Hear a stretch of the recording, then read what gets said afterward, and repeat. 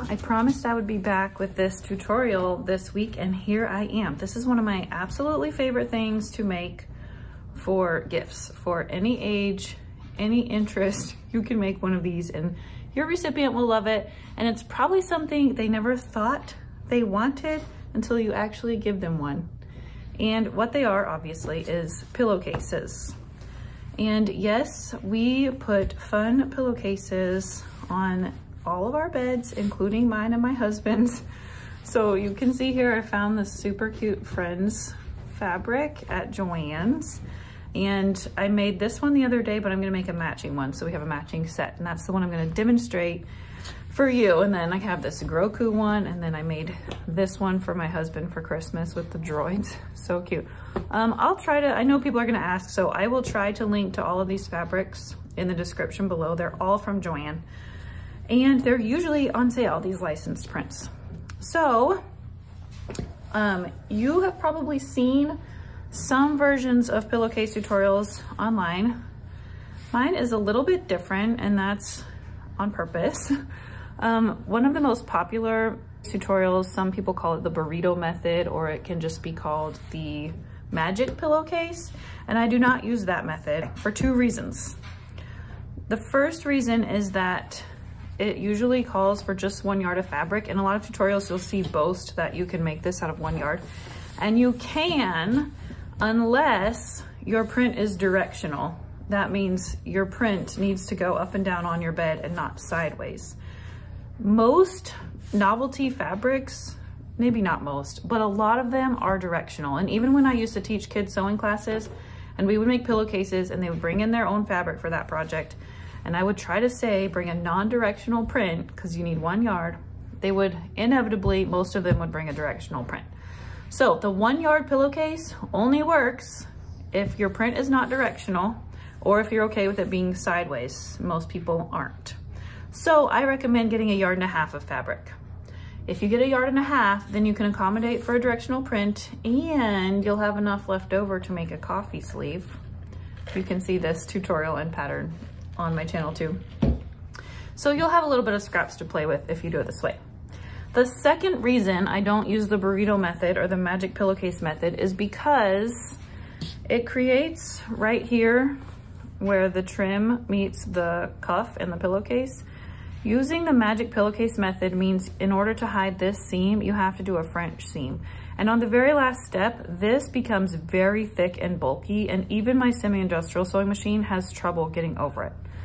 So that can be really frustrating for people with inexpensive machines, or for beginners. They'll have clogs and broken needles, and I don't want that. So this is what I do. I am okay with having to finish this edge. I do not require a French seam because my cuff edge is finished. And then you can finish this seam or not finish it if you want to, but it's gonna be all the way inside of your pillow case, and so it just doesn't matter that much. So this is the method that I have perfected over the years.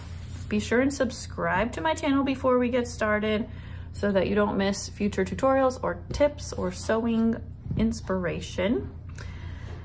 And let's see, oh yeah, be sure, and if you want a printable version of this pattern or any of my other patterns or tutorials, go over to my pattern shop, which I'll link in the description below, and you can print out these instructions with photos so that you don't have to refer back to this video every time. And I think that's everything. Let's get started. Okay, I have more of my Friends fabric. Like I said before, you're gonna need 1.5 yards. If you're not using a directional print, and you can just buy 1 yard if you want to, and then you can cut this however it fits best. But this is how you cut it if your print is directional. You fold it so your selvage edge is together, not selvage to selvage. This is the same selvage edge. Okay, so I have folded it in half here. I'm gonna fold it again. I'm just gonna line this selvage edge up, and I'm gonna cut this selvage off. So I have folded it neatly in fourths because that's how it fits with my ruler. I'm going to cut off this selvage edge, make it straight.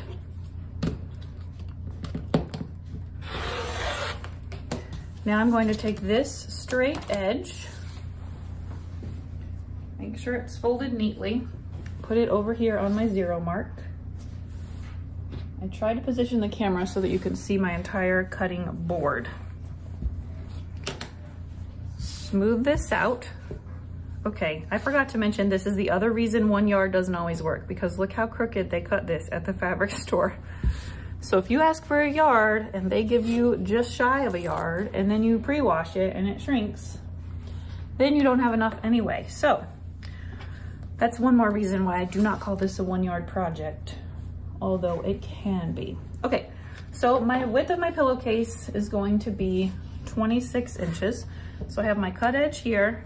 This is folded. I'm gonna cut this on the 26-inch mark. Okay, then I'm going to move that out of the way for a second. I'm gonna carry this over to my 0 mark. This is gonna be my cuff, and I'm gonna cut it at 9 inches.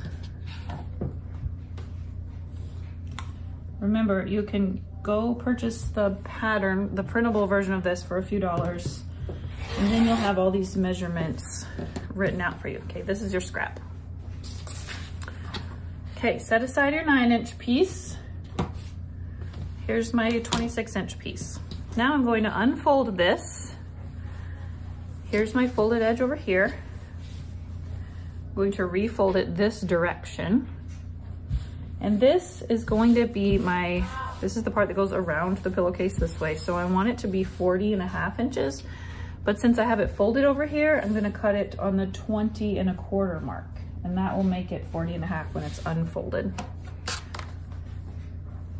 So I have my fold here, a fold here. This is my raw edge that I already straightened and cut.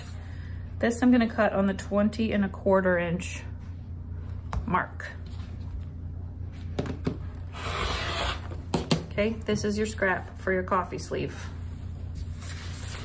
So then when I unfold this, here we are, my print is going the right way. This is a fold up here. These are raw edges around here. So now I'm gonna take my 9-inch piece. I'm going to unfold it that way. I'm going to make it measure 40.5 also. So my folded edge is up here on my 0 mark. Line this up carefully and cut this off at 20.25. It's another little scrap. Okay, so now I have this. You can see my print is all facing down like it's supposed to be. No sideways fringe print on my pillow. And then you're gonna also need a strip. This is the 2-inch strip that I already cut. And that's also gonna get cut to 40.5. This is fun to make a contrasting strip. You can also make the cuff contrasting if you want to, especially if you do find yourself short of fabric. Okay, so here's my 40.5 inch accent strip. So here's my pieces laid out. This is what it will look like. This gets folded in half this way. Okay, so there's cutting. I hope that made enough sense. This is what it should look like. So the first step, move these out of the way, is to sew this side and bottom edge of your pillowcase. So I'm gonna unfold this, refold it right sides together, and I'm gonna sew this edge. You can see that when I fold this direction, my print on the other side is upside down, so I want to sew the left side and this long edge. I'm gonna use a 3/8 inch seam. And then this other edge is going to remain open.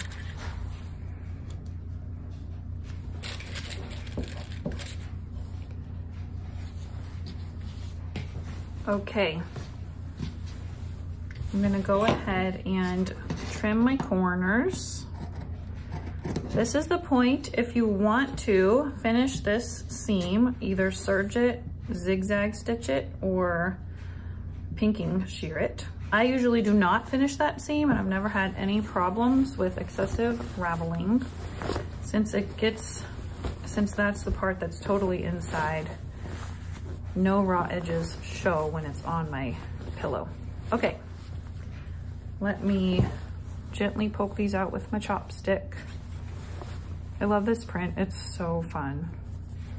They have such good novelty prints at Joann's right now.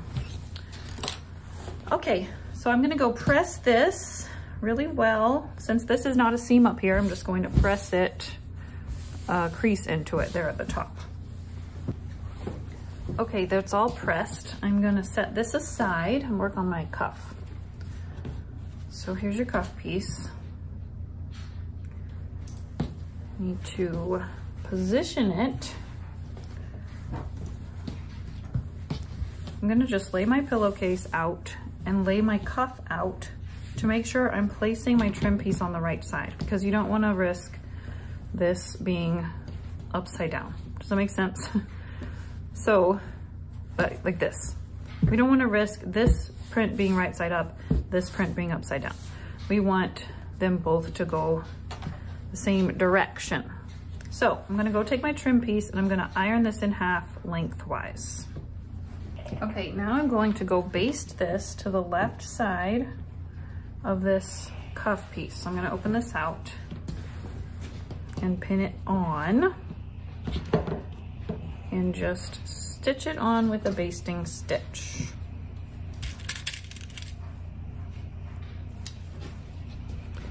Okay, I'm gonna go baste that on in a 1/4 inch seam. Okay, next step is to sew the short ends of this together using a 3/8 inch seam. Okay, sewed the short ends together and I pressed the seam open. Now I'm going to fold this wrong sides together lengthwise, so it will form my tube cuff. And I'm gonna go press that in place, but I'm just trying to show you what I mean. So the trim will be on one side, not the other. I'm gonna go press it. Okay, so here's my cuff. If you feel like you need to, you can go baste this together, but I'm not going to. Okay, I'm going to turn it wrong side out with the strip on the inside. I'm gonna grab my pillowcase and I'm going to pin these right sides together, match up this seam here, and I'm going to just pin it on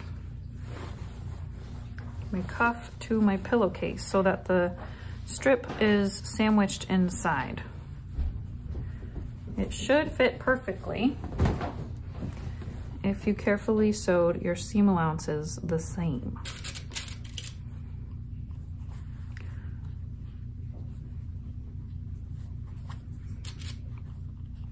This project is one of those things that's so simple, but the cutting part is so hard to explain.